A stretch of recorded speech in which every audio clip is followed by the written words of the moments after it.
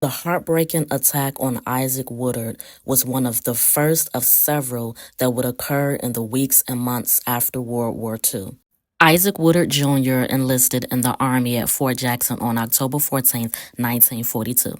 He served in the Pacific Theater as a longshoreman or dock worker and was promoted to sergeant. He received an honorable discharge and separated at Camp Gordon in Augusta, Georgia in 1946. So on February 12th, 1946, he's returning home to North Carolina from Camp Gordon on a Greyhound bus. Isaac asked the driver if it was time for him to use the bathroom while on a scheduled stop. The driver told him to sit back down, and an argument started because Woodard stood up for himself, and the driver didn't like that. So when they reached Batesburg, South Carolina, the driver calls the police chief, and what followed was one of the nation's most heinous hate crimes.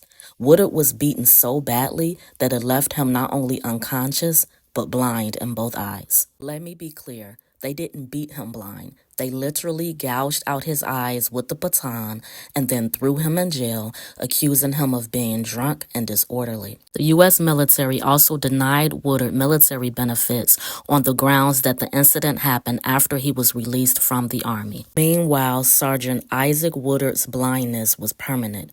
He would never see again. Also didn't receive any medical attention for 3 days after the attack, and his family didn't find out about it until 3 weeks after it happened. In April 1946, Woodard meets up with NAACP Executive Secretary Walter White.